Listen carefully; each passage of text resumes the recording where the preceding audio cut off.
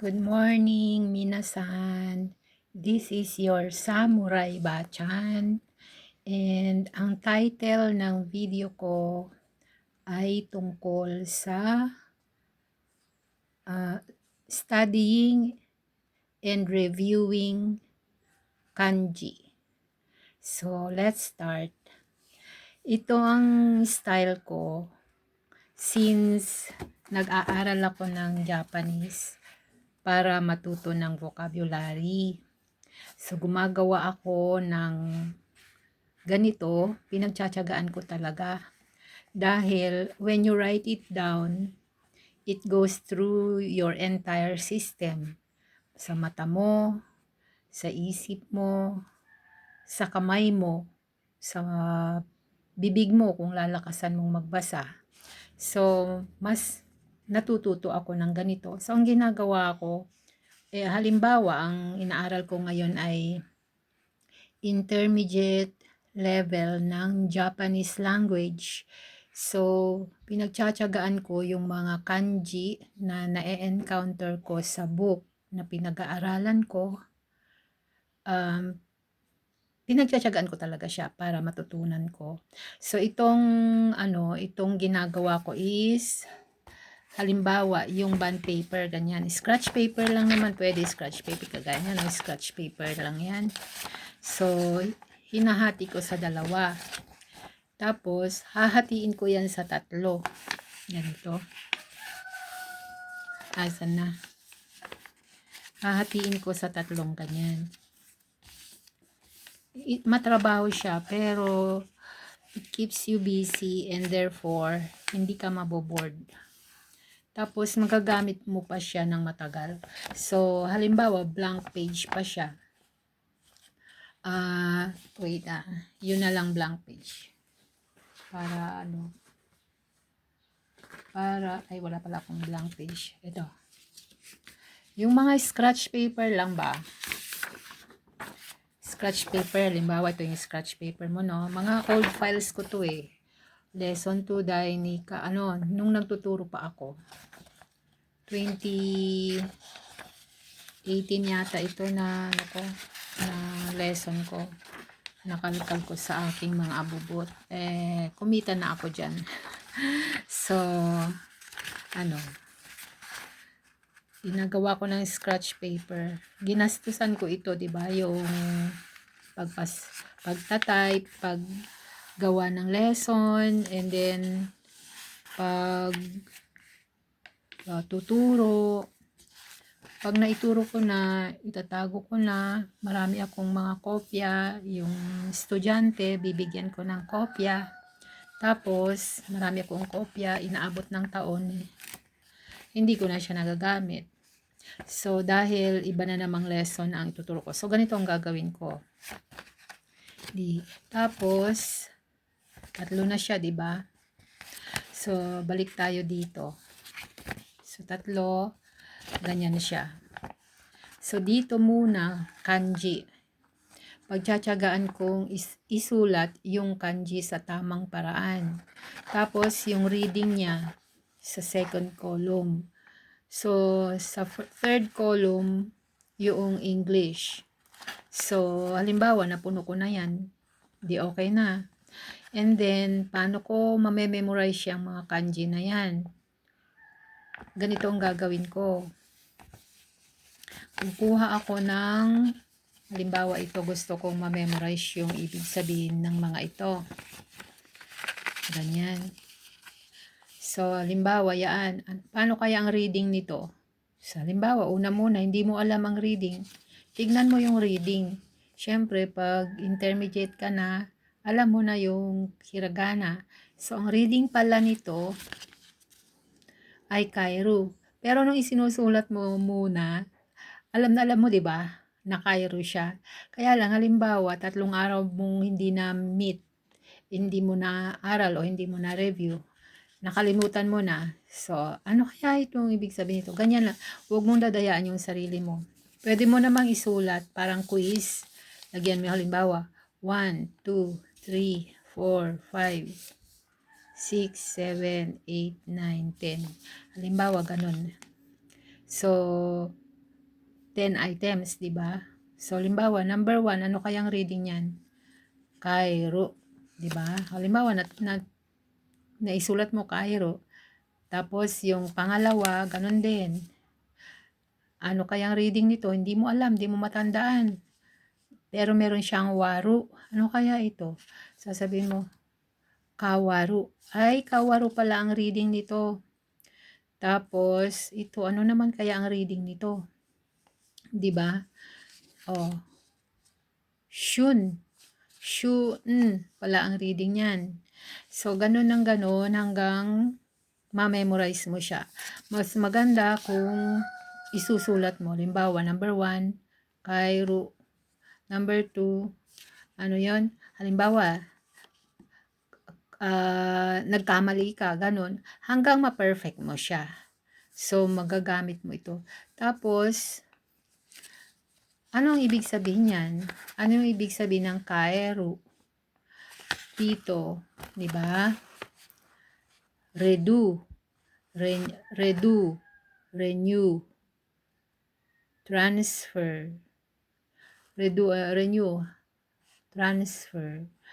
Tapos, ano yung kawaru? Be exchange, become interchange, be converted. Parang yung ano yan, yung mga, ano to sa pera, halimbawa, from dollar to peso, ganon. From yen to peso. So, ito yung Cairo na kanji niya. So, ganon. O kaya, halimbawa, ganito, nasa English ka naman. Punta ka naman sa English, tapos mo na, halimbawa, na-perfect mo na yan, na-perfect mo na yung quiz mo na dyan, 1 to 10, na-perfect mo na yung imi niya, yung meaning niya. Dito ka naman. Ano kaya ang redo sa Nihongo? Kaeru, 'di ba? Ano kaya yung be exchange, become interchange? Kawaru, 'di ba? So ganun hanggang sa matapos mo yung 10 items. Mas maganda kung isusulat mo. So kung gusto mo i-challenge pa yung sarili mo dahil gusto mong ma-master ang kanji, isulat mo. Halimbawa, Kaero naman, sulat mo kanji test. Sulat mo mismo. Ito, 'di ba? Ito, isulat mo. Ano yung halimbawa, shun, ano yung shun? Sulat mo yung kanji niya. Ishun, ano yung ishun? Isulat mo yung kanji niya. Shun, ishun, ichi plus shun, ishun. So, yon. So, makakagawa ka ng 3 quiz sa pamamagitan ng ganitong procedure. So, una muna, ito yung items mo. Sa unang quiz mo, ito yung items mo. Tapos, ang iki-quiz mo, what's the reading? O, sige. Anong reading number 1? Anong reading number 2? Number 3, 4, 5, 6, 7, 8, 9, 10. So, halimbawa, hindi mo pa siya na-perfect, ulitin mo nang ulitin hanggang ma-perfect mo. Pag na-perfect mo na, meaning naman, anong meaning ng Cairo na ganito, 'di ba? So, redo, sulat mo sa items mo, redo, kawaru, ano ang kawaru na ganito, yung kanji lang ipakita mo, ang tignan mo ganon. Kawaru, halimbawa, kawaru, be exchange, ganon. So, hanggang ma-perfect mo. Ganon ako nag-aral ng kanji. Take 1 lang ako sa lahat. Sa N5, N4, N3. Take 1 ako lahat. Ay, nung unang panahon, L4 tsaka L3. Bale yung L4 and magkahalong N5 at saka N4. Tapos yung yung L2 ay L3 noong unang panahon magkahalong N4 tsaka N3. Tapos yung yung nagbago na nung next na nag-take ako N1, N2, N3, N4, N5 na yung lumang system is L4, L3, L2, L1, 4 na levels lang. So nung nag N3 ako, Nag-ask ako ng ng advice sa Japanese teacher, yung Haponesa mismo na sa Japan Foundation kung ano na ang ite-take ko. Kasi pumasa ako sa old system ng L3. Ano na ang ite-take ko? Sabi ko. Kaya, ang sagot niya ay mag-take ka na ng N2. Kaya lang, nahirapan ako sa N2, L2 noong unang panahon. So sabi ko, ano kaya? Masyadong maraming kanji yun. Halos puro kanji na yun eh. So, ayokong baka sakali. Gusto ko laging take 1. So, ang ginawa ko, nag-aral muna ako bago ako nag-take. So, pasado naman, take 1 lang. So, ganito talaga yung style ko mag-aral ng kanji. Handwritten talaga. Pinagtsatsagaan kong isulat kamay. So, marami na ako kasi pinag-aralan ko yung N2, 'di ba? So, marami na ako diyan, oh.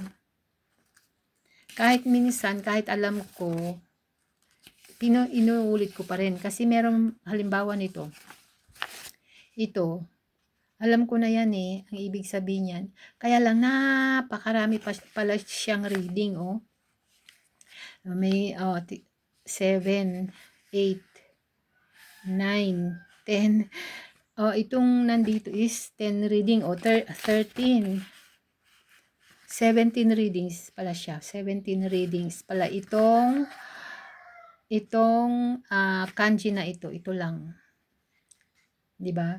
So kahit alam ko na kung ano ibig sabihin nito, halimbawa ang ibig sabihin nito yung fresh, yung hilaw, o kaya yung buhay ganon, ay inuulit ko pa rin dahil meron pala siyang 17 readings at malalaman mo lang yan pag meron kang kanji dictionary. Ayan yung kanji dictionary ko. So ang dami na, hindi ko pa nare-review. Pag may free time ako at bored ako, wala akong magawa, ay nagku-quiz ako. Ayan, kini-quiz ko yung sarili ko. Mga lang siya, mga scratch paper lang. So, halimbawa, nakapasa na ako ng ng N2. Ito, yung, first lesson yata to. Tapos, yung ibang kanji. Ayan, ang dami-dami ko nang nasulat. Ayan, Ataru, alam ko na yan dati. Matagal na. Basic pa lang yata yan. Kaya lang, meron siyang ibang mga reading na wala sa basic. So, sa N2 kasi, sa advance din yung salita. So, yun. Ganun lang ang ginagawa ko para matuto ako ng kanji. Old school trick. So, sana may na-pick up kayo sa style ko sa pag-aaral ng kanji. Okay, Jane, mata ne.